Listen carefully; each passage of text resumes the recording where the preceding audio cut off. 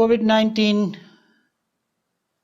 Pandemic ने शहरों की संबंध विहीन एक भीड़ रहती है इस बात को साबित कर दिया।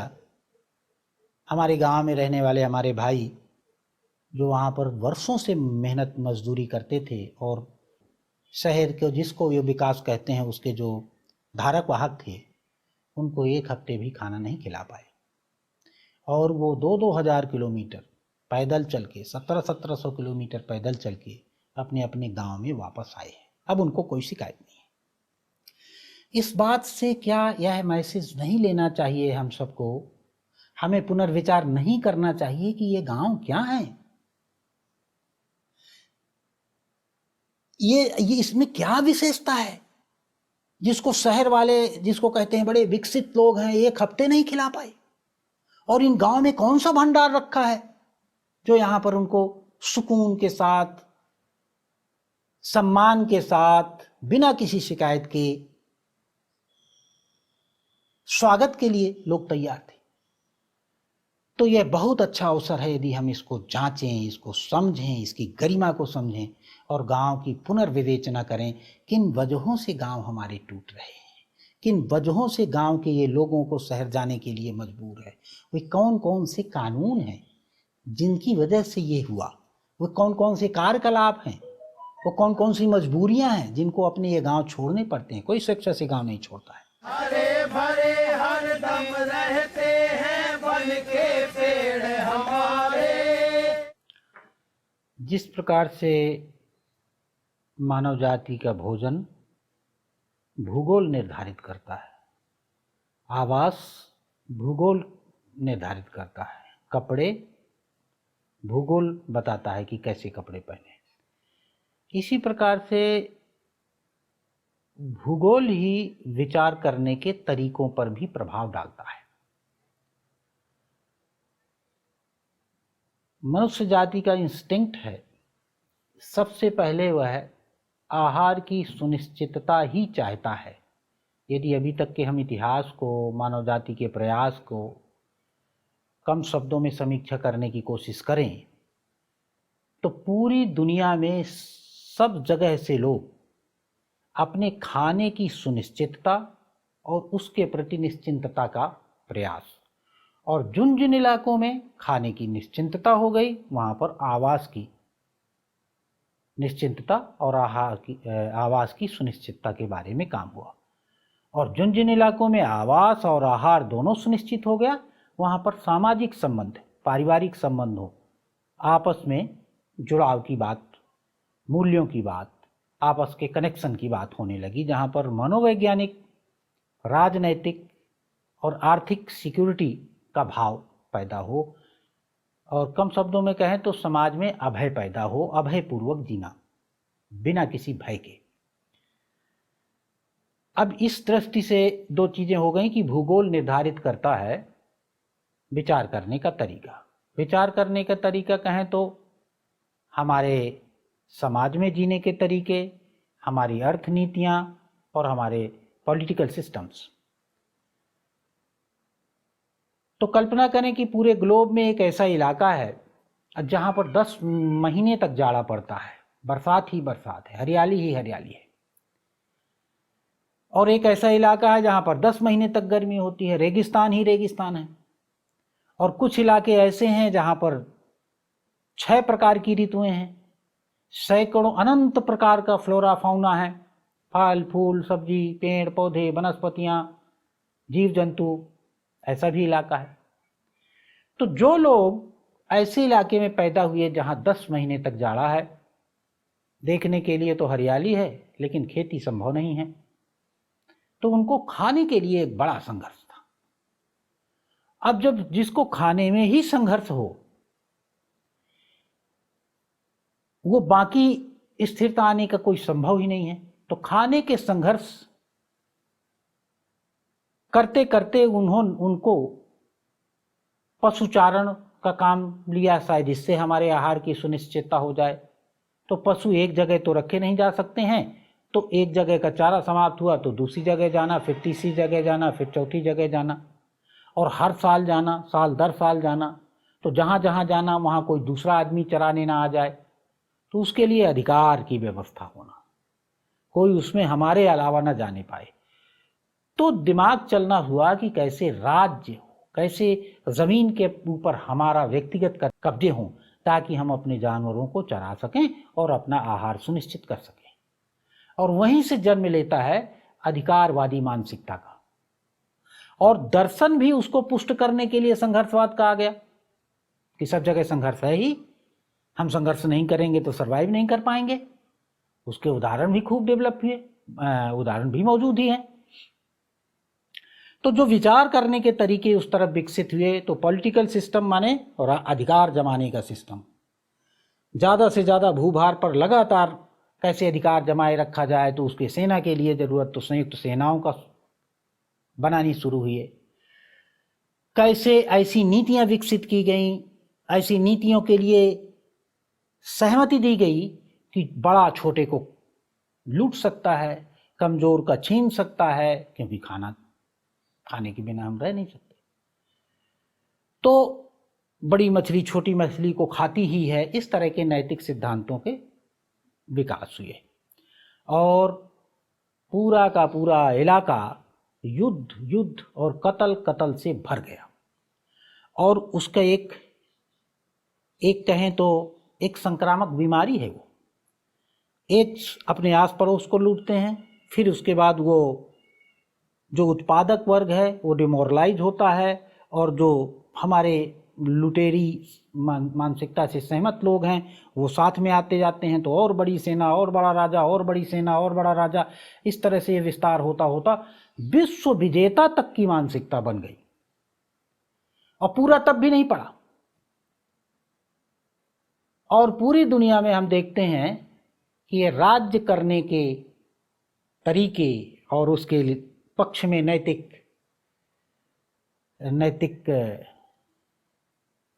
दृष्टांत, उसको सही बताने के लिए तर्क विकसित हुए। इसी तरह के अर्थशास्त्री सिद्धांत, तो पूरा उत्पादक वर्ग का उत्पादन या धन कैसे इस अनुत्पादक वर्ग के पास पहुंच जाए, इसके लिए सारे तर्क शास्त्र गढ़े गए, उसी का नाम अर्थशास्त्र है। माने अनुत्पादकों का धन अनुत्पादकों के पास पहुंचाने के तर्क शास्त्र का नाम अर्थशास्त्र हो गया। एक छोटे से उदाहरण में से मैं इस पूरी बात को समाप्त करूं कि टुंड्रा प्रदेश में जहां पर कई महीने तक रात होती है, तो मनोवैज्ञानिक रूप से डल हो जाते हैं लोग। वहाँ खाना तो एक निश्चित सीमा और निश्चित अवधि तक ही कलेक्ट कर सकते हैं, और खाने की एक विशेषता है कि उसको बहुत दिन तक सुरक्षित नहीं रख सकते हैं। तो वहाँ पर एक प्रथा जन्मी जो अभी 50 साल पहले तक थी, कि जो घर का बुजुर्ग आदमी घर के बच्चों को और लोगों को सोता छोड़ के, जब वो देखता था कि हमारे घर का खाना कम हो गया, तो फिर वो घर से निकल जाता था और उतनी दूर चला जाता था जब तक वो जाड़े में मर न जाए। एक तरह से आत्महत्या करता था, और इसकी प्रथा बन गई, इसकी स्वीकृति हो गई, सामाजिक स्वीकृति हुई। अब ऐसे में आदमी क्यों नहीं जनसंख्या विस्फोट का, जनसंख्या उसके लिए एक भार होगी। निश्चित रूप से जनसंख्या बढ़ जाएगी, हमारा सामान घट जाएगा, इस तरह की मानसिकता ऑटोमेटिक जन्मेगी वहां पर। तो अभी हम पूरे विश्व में देखें तो स्कूलिंग के माध्यम से, इंस्टीट्यूशंस के माध्यम से इसी तरह की मानसिकताओं, इसी तरह के अधिकारवादी पॉलिटिकल सिस्टम, लूटवादी अर्थशास्त्र, अकर्मण्यता, बुद्धिजीविता को ज़्यादा प्रशय देना, श्रमजीविता को कम करके आंकना, ये सारा जो वैचारिक पिटारा है वो इंस्टीट्यूशंस के माध्यम से पूरी दुनिया में पढ़ाया जा रहा है और सारे लोगों के संस्कारों में जा रहा है। उसका भी हम आगे बताएंगे कि हिंदुस्तान में कैसे असर पड़ रहा है। हम अपने ही किसानों को, श्रम करने वालों को कैसे पिछड़ा, बैकवर्ड, कमतर आंक कर उनको नीचे दिखाने की कोशिश करते हैं। पढ़ लिख कर भी खेती करता है, पढ़ लिख कर भी सब्जी बेचता है, पढ़ लिख कर भी ये काम करता है। माने पढ़ लिख कर काम नहीं करना है, पढ़ लिख कर हमें अकर्मण्य हो जाना है। इस बात को हम पे स्थापित करने में उसी मानसिकता की वजह से लगे हुए हैं, और उसका नतीजा है कि किसान भी अपने बच्चों को किसान नहीं बनाना चाहते हैं। क्योंकि सम्मान ही नहीं है। अब थोड़ा सा ध्यान दें सहारन कंट्रीज की तरफ, जहाँ पर रेगिस्तान ही रेगिस्तान है, 10-10 महीने तक गर्मी है। वहाँ पर क्या विकसित हुआ? वहाँ तो बेचारे चारा भी नहीं चरा सकते थे, चारा भी नहीं है, तो वहाँ पर लूटवादी मानसिकता विकसित हुई। तो शुरुआत में जो वहाँ पहुँच जाना उसको लूट लेना। धीरे धीरे लोगों ने जाना कम कर दिया, तो फिर लूट की सीमाएं, अपनी गैंग बनाना, 500 सैनिकों का या 500 लुटेरों का ग्रुप बनाना। वो पता चला कि भारत में एक मंदिर में बहुत सोना रखा है, चलो लूट लेते हैं। पता चला भारत में बहुत प्रकार का खाना होता है, बहुत सोना होता है, चलो लूट लाते हैं। तो लूटवादी मानसिकता विकसित हुई, और लूटवादी मानसिकता आपस में उस लूट के माल को बांटने में आपस में ही लड़के मर जाना, यह बहुत दिनों तक चलता रहा। जब वहाँ पर कोई बुद्धिमान आदमी पैदा हुए, तो आप देखें ध्यान से, तो लूट के माल को कैसे हम बिना लड़े बांटें, इस पर किताबें भरी पड़ी हैं। क्योंकि लूट उनकी दास दासी बनाना, मनुष्य को ही दास बनाना, औरतों को बेचना, ये सब वहाँ पर विकसित हुआ। और यही विकसित हो सकता था, और इसको पुष्ट करने के लिए बहुत सारा तर्कशास्त्र, बहुत सारे नीति शास्त्र विकसित हुए।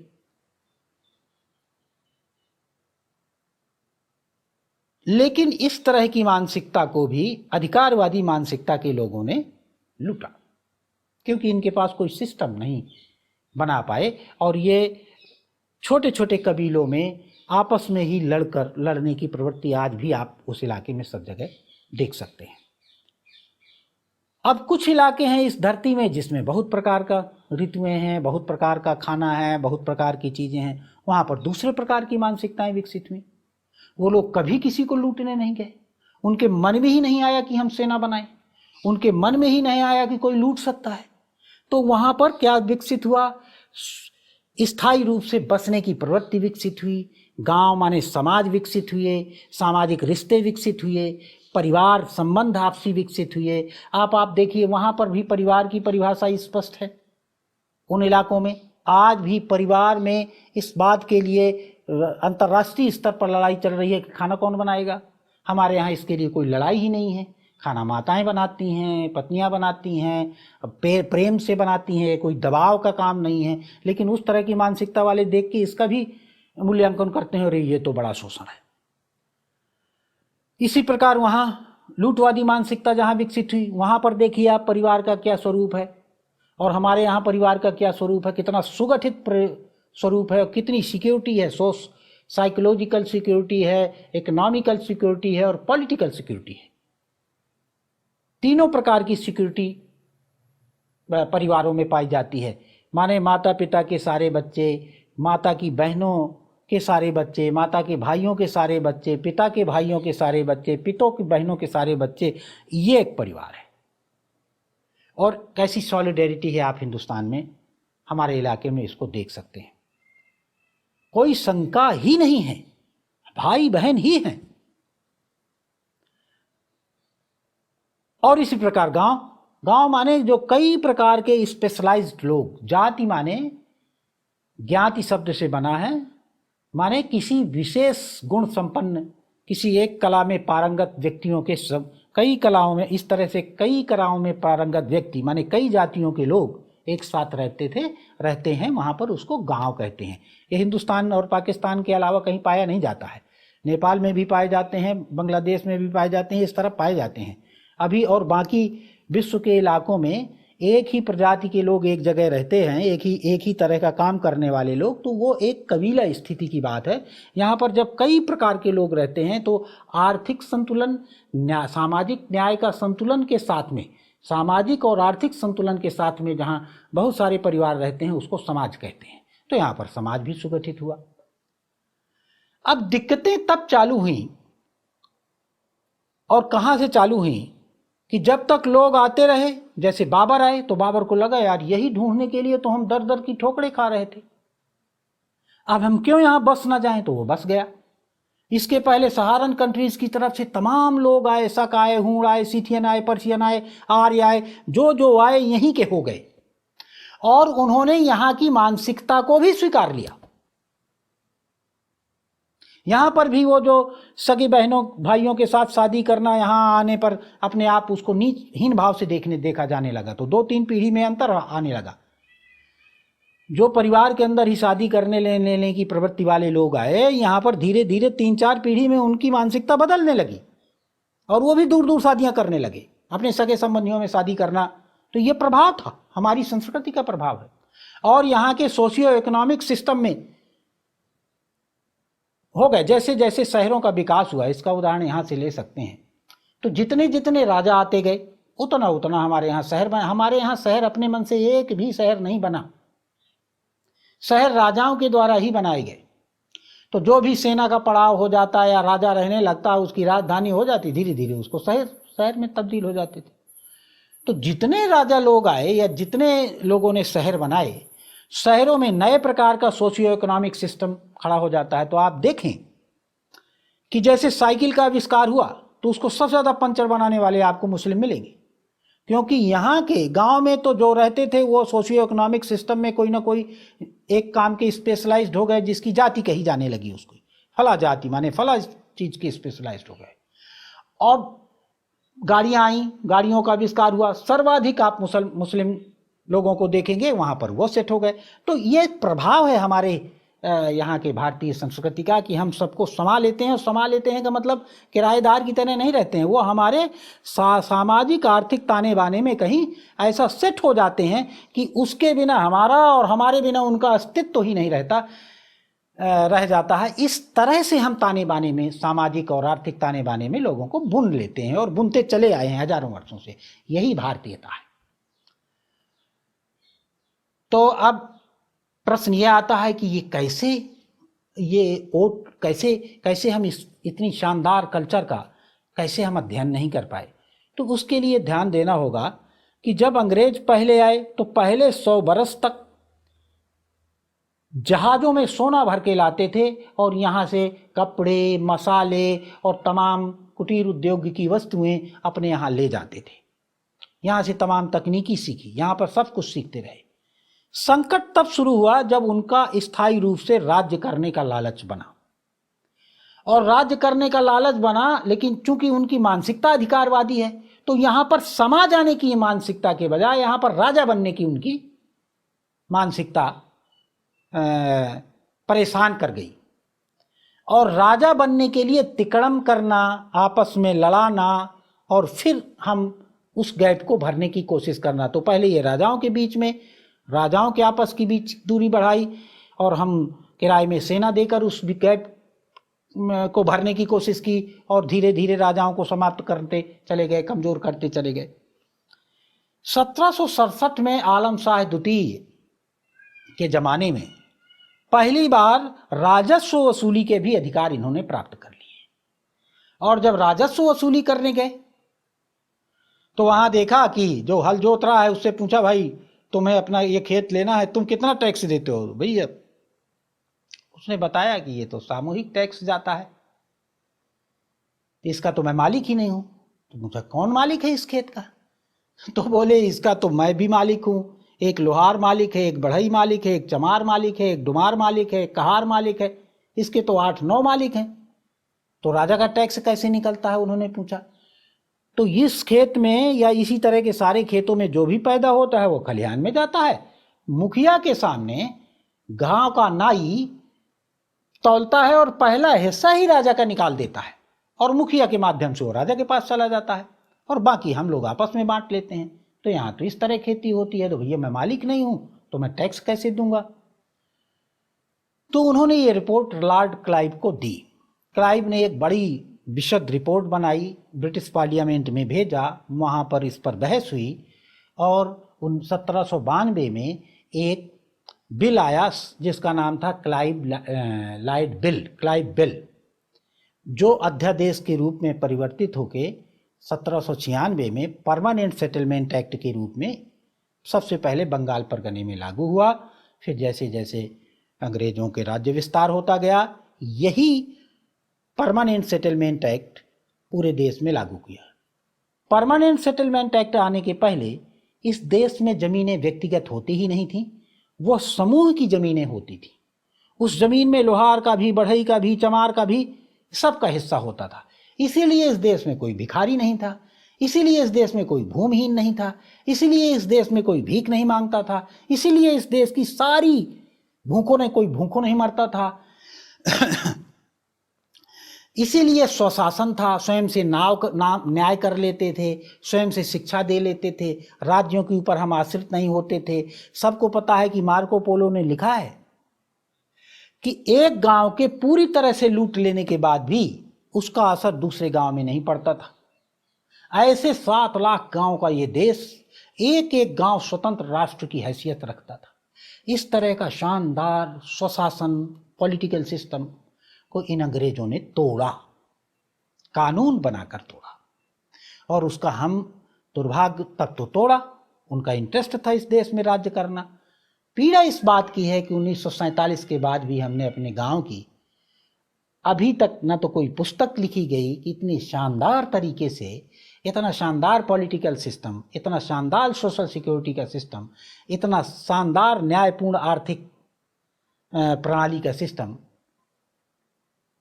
कि हमने कोई अध्ययन नहीं किया, उसकी कोई पुस्तक उपलब्ध नहीं है। हम लोग शुद्ध परंपरा में रहे ही हैं।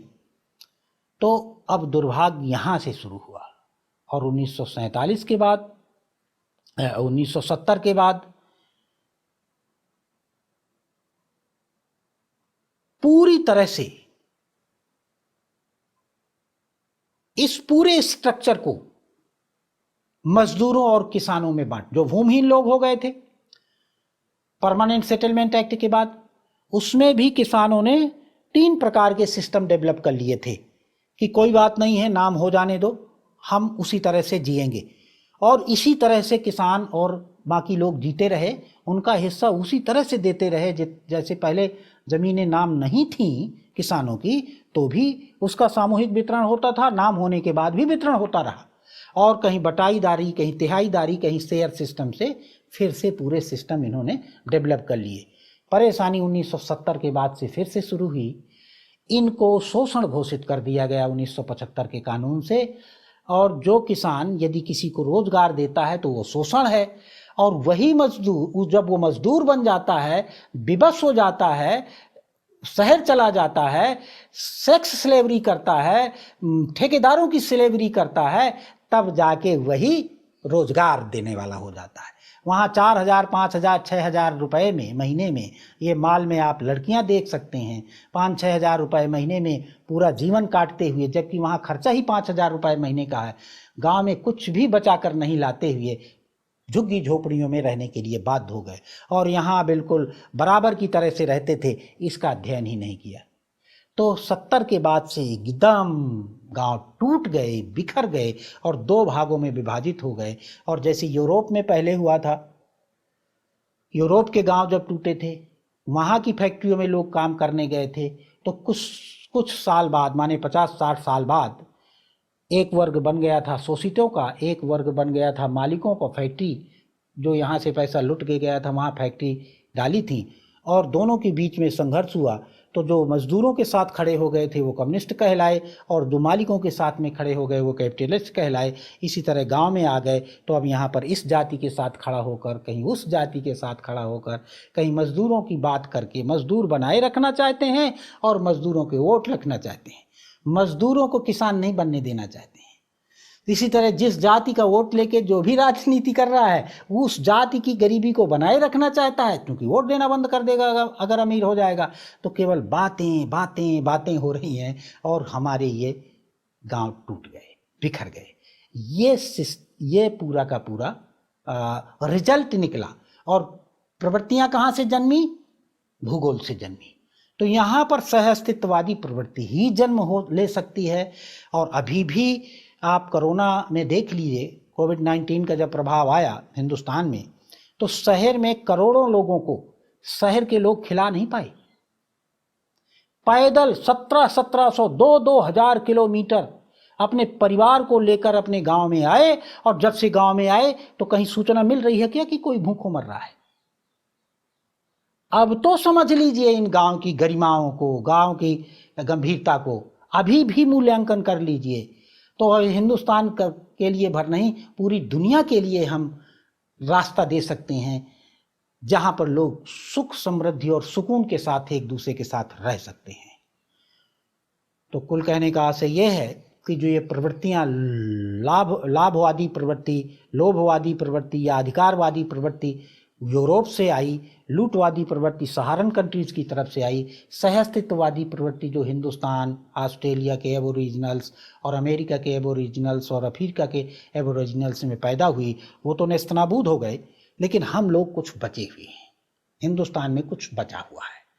तो इस सहअस्तित्ववादी प्रवृत्ति को यदि राज्याश्रय प्रदान कर दिया जाए, यदि पॉलिटिकल माने संविधानों में इसको मान्यता दे दी जाए, तो अभी भी पूरी दुनिया के लिए सुकून से रहने का एक रास्ता निकल सकता है। नहीं तो 2, 4, 10 लोगों के कंट्रोल में ये दुनिया रहने के लिए बाध्य है। कोविड-19 पैंडेमिक ने शहरों की संबंध विहीन एक भीड़ रहती है इस बात को साबित कर दिया। हमारे गांव में रहने वाले हमारे भाई जो वहाँ पर वर्षों से मेहनत मजदूरी करते थे और शहर की रंगीनियों को, शहर के जिसको ये विकास कहते हैं उसके जो धारक वाहक थे, उनको 1 हफ्ते भी खाना नहीं खिला पाए। और वो 2-2 हज़ार किलोमीटर पैदल चल के, 1700 किलोमीटर पैदल चल के अपने अपने गांव में वापस आए हैं।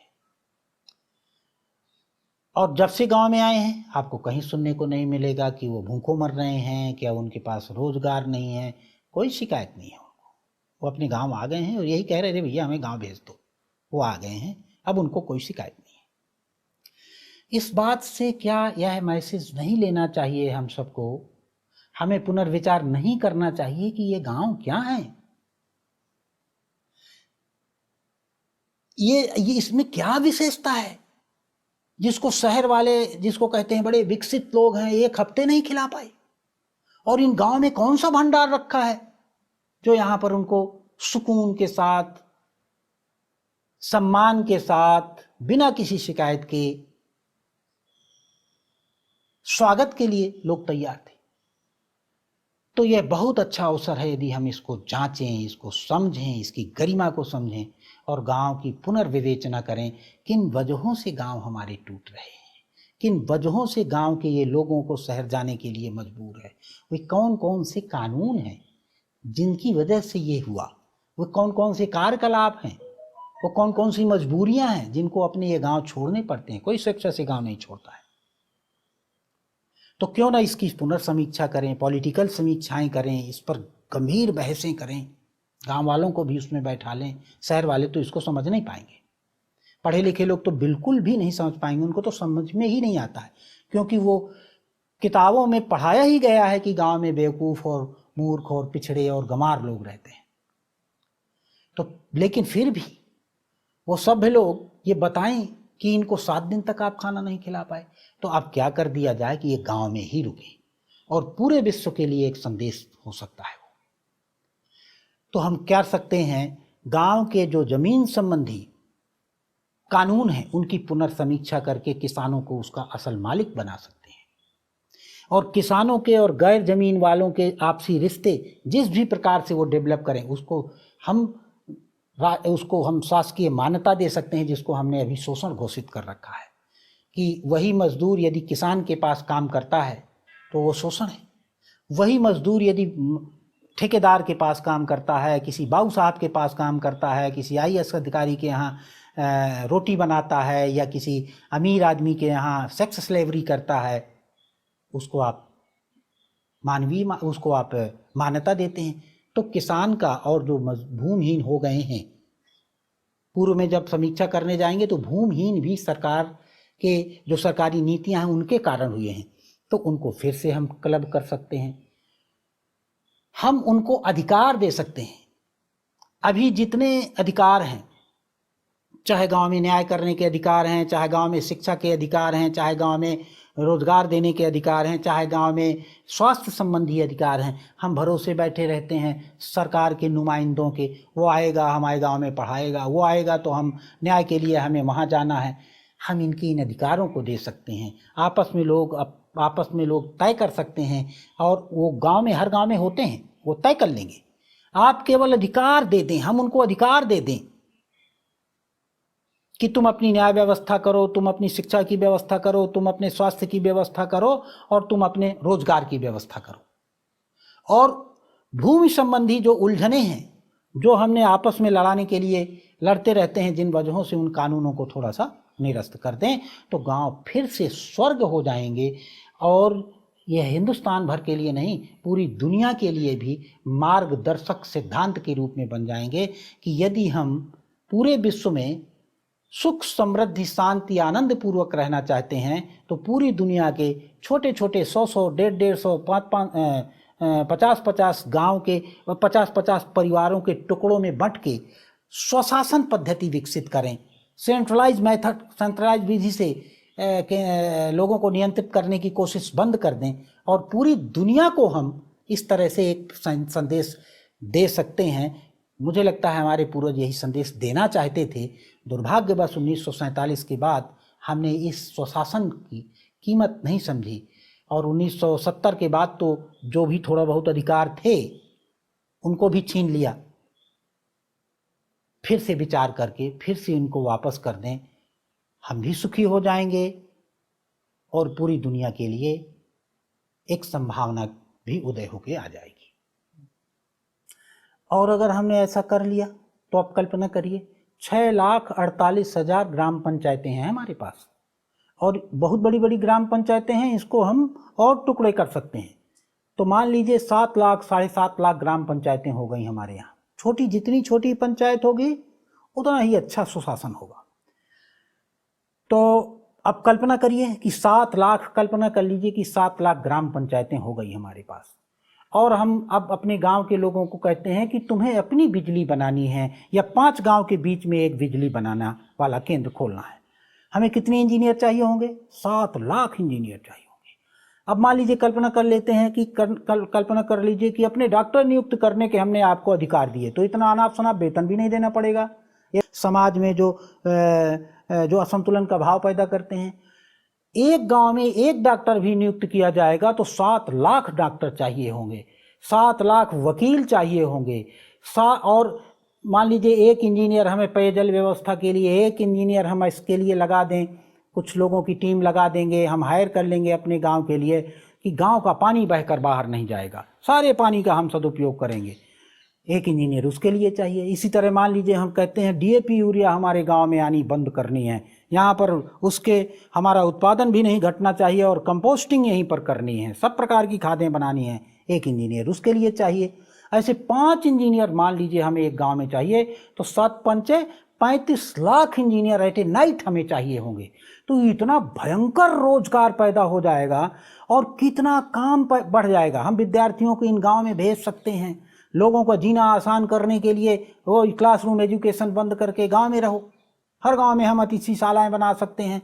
हम ऐसा छोटा सा एक ऐसा राष्ट्र विकसित कर सकते हैं, राष्ट्र के रूप में परिकल्पना कर सकते हैं जहाँ पर बाहर से कपड़ा ना आता हो, बाहर से साबुन ना आती हो, बाहर से खाने की वस्तुएं ना आती हो, जहाँ पर बाहर जो कुछ भी जाता हो प्रोसेस होके जाता हो, अपनी बिजली बना सकें, अपना पानी यूज कर सकें, अपनी खाद यूज कर सकें।